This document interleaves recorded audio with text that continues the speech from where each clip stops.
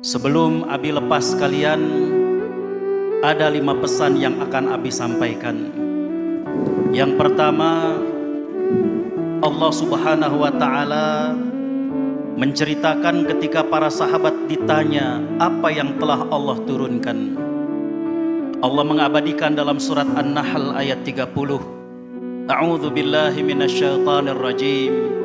Wa qila lil ladzina taqaw madza anzala rabbukum. Dan ingatlah ketika orang-orang yang bertakwa, yaitu para sahabat, ditanya, apa yang telah diturunkan oleh Tuhan kalian? Sudah barang tentu yang diturunkan adalah Al-Quran. Sudah barang tentu yang diturunkan adalah firman Allah Subhanahu wa Ta'ala. Tapi para sahabat menjawab, qalu khaira. Yang diturunkan oleh Tuhan kami adalah kebaikan. Jadi apa yang ada dalam dada kalian adalah kebaikan. Pesan yang pertama adalah niatkan segala sesuatunya karena Allah Subhanahu wa Ta'ala. Berapa banyak ucapan yang menyampaikan kalian dibutuhkan, kalian sangat diperlukan. Jangan sampai kemudian dunia menjadi ukuran kalian. Dulu Abi pesantren di Garut, turun dari asrama, Pak Kiai kemudian menggandeng sambil menunjukkan sawah di depan pesantren. Beliau mengatakan, Gus, mun melak pare pasti menang gagajahan. Siapa yang menanam padi pasti rerumputan akan tumbuh. Abi dulu nggak paham, tapi kemudian dijelaskan bahwa siapa yang menanam padi, rumput pasti tumbuh, alias kalau tujuan kita adalah akhirat, dunia akan kita dapatkan. Tapi kalau niat kita hanya dunia, siapa yang akan memberikan akhirat? Pesan yang kedua adalah bercerminlah dari perjalanan sa'i. Bagaimana Ibunda Hajar kehausan, Nabi Ismail menangis kehausan. Sang ibunda kemudian berjalan dari Sofa ke Marwa sambil berdoa kepada Allah Subhanahu wa Ta'ala. Sampai 7 kali Bunda Hajar dari Sofa ke Marwa, hingga kemudian beliau kembali kepada sang anak. Disitulah beliau dapatkan rembesan air di kaki Nabi Ismail. Dan kemudian Bunda Hajar mengatakan, Zam, Zam, kumpul, kumpul. Dulu guru Abi di Mesir mengatakan sumur Zam-Zam itu sebenarnya yang menemukan adalah Nabi Ismail. Tapi setelah perjalanan Bunda Hajar dari Sofa ke Marwa sambil bermunajat kepada Allah Subhanahu wa Ta'ala, pesan dari perjalanan sa'i adalah di balik kesuksesan seorang anak ada doa dan ikhtiar orang tua. Jangan pernah kalian durhaka pada orang tua. Membuat orang tua menangis sudah merupakan durhaka, sebagaimana hadis yang diriwayatkan oleh sahabat Ibnu Umar, riwayat Imam Bukhari dalam kitab Al-Adabul Mufrad. Bahkan Al-Imam Syafi'i mengatakan, jangan pernah kau membantah orang tua kalian. Ketika orang tua kalian sudah mundur ketika menjawab pertanyaan kalian, berarti orang tua sudah mengalah. Jangan sampai kemudian kita bermuka masam. Jangan sampai kita kemudian meninggikan suara di hadapan orang tua kita. Nabi SAW menjelaskan, al-walidu awsatu abwabil jannah. Orang tua itu adalah pintu tengah-tengahnya daripada surga. Faman arada an yahfazaha wa man syaa falyudayyi'aha. Siapa yang ingin maka jaga, maka siapa yang ingin silakan sia-siakan.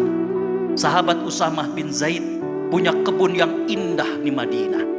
Para sahabat yang lain sampai bertanya, wahai Usamah, mengapa kebun kurmamu ini begitu indah dan rapi?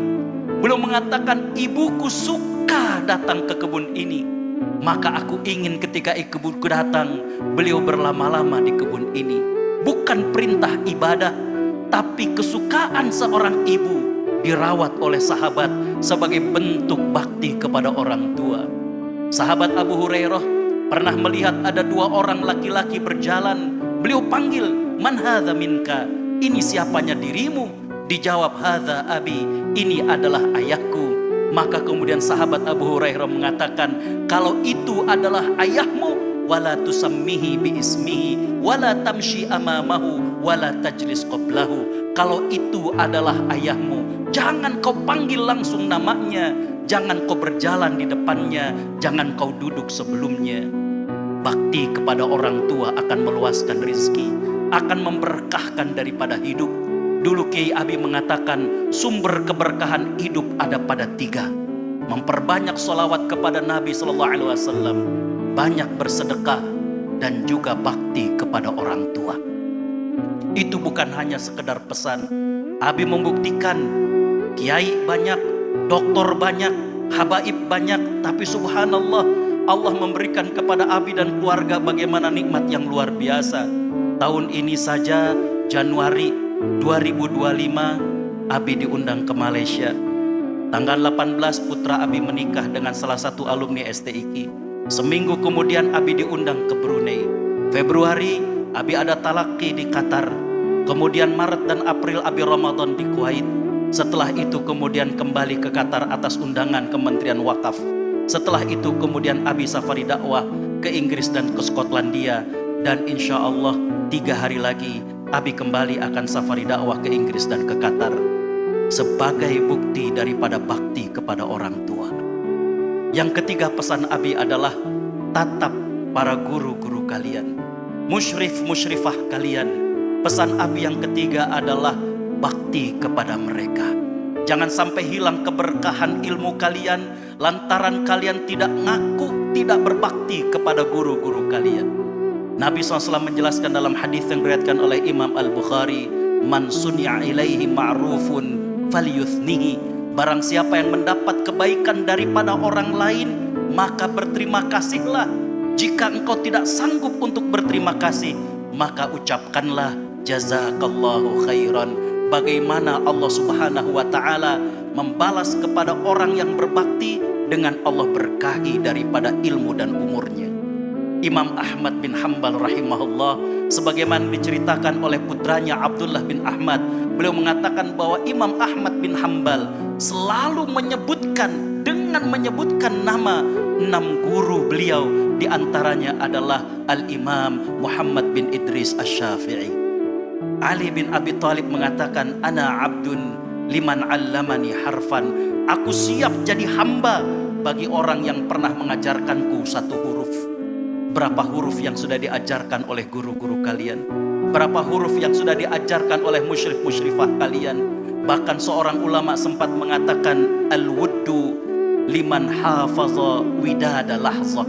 Orang yang merdeka bukan hamba sahaya adalah orang yang sanggup menjaga tali kasih walaupun hanya sekedar sesaat. Berapa banyak kenangan manis bersama guru kalian selama 4 tahun kalian di STIQ Al-Multazam. Maka rawatlah dengan tetap bakti kepada mereka. Pesan yang keempat adalah jangan cukup ilmu kalian sampai di sini, terus kembangkan. Abi selalu mengatakan setelah kalian hafal Quran, coba miliki bagaimana cara agar orang lain bisa hafal Al-Quran. Setelah itu coba pelajari bagaimana mendirikan lembaga tahfiz Al-Quran. Yang berikutnya bagaimana funding lembaga tahfiz Al-Quran. Yang berikutnya bagaimana kemudian melanjutkan daripada lembaga-lembaga tahfiz Al-Quran. Dulu Abi mengenal Texas sebagai kota koboi, tapi sekarang Texas bagaikan pesantren. Abi ke 2 kota, pertama ke Dallas, yang kedua adalah Abi ke Houston. Bagaimana tempat-tempat tahfiz begitu ramai. Di NEK, di tempat penceramah saat ini yang sedang famous Nu'man Ali Khan. Bagaimana kalau imam tarawih bukan saja syekh yang sudah tua, tapi orang-orang bule umur 12 tahunan yang sudah menjadi imam di sana. Bagaimana di sana? Bagaimana tahfiz di Turki? Bagaimana di sini dan di sana? Coba terus kembangkan sehingga kemudian kalian terus menggali dan mengasah ilmu kalian. Yang terakhir pesan Abi adalah bahwa judul itu bukan hanya sekedar judul, peringkat bukan hanya sekedar peringkat, gelar bukan hanya sekedar gelar, tapi isilah dengan amal-amal perbuatan. Sebuah ungkapan seorang ulama asal tanah Banten, beliau mengatakan, kun kitaban walau bila unwanin wala takun unwanan bila kitabin. Jadilah kalian buku yang penuh dengan catatan kebaikan, meskipun tanpa judul.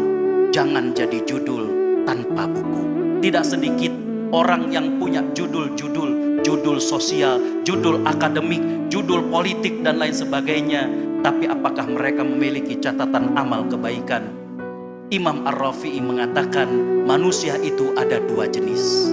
Ada manusia yang sudah mati walaupun mereka masih hidup. Siapa mereka? Orang-orang yang tidak pernah bermanfaat bagi orang lain. Mereka tidak dirasakan kehadirannya bagi orang lain. Kalau kata orang Minang, orang seperti itu kehadirannya tidak dinanti, ketiadaannya tidak dicari. Tapi ada orang jenis yang kedua. Mereka tetap hidup walaupun mereka sudah di alam kubur. Orang-orang yang saat ini sudah tiada. Mereka sudah di bawah tanah. Mereka sudah berkabang daripada nisan. Tapi seolah-olah mereka masih hidup. Terserah kepada kalian ingin menjadi manusia yang seperti apa. Tapi sebuah ungkapan mengatakan, berbahagialah orang yang mati tapi tidak mati kebaikannya. Dan celakalah orang yang mati tapi tidak mati keburukannya. Dan dengan mengucapkan Bismillahirrahmanirrahim, sir ala barakatillah, maka dengan ini Abi melepas antum dan antunna. Wassalamualaikum warahmatullahi wabarakatuh.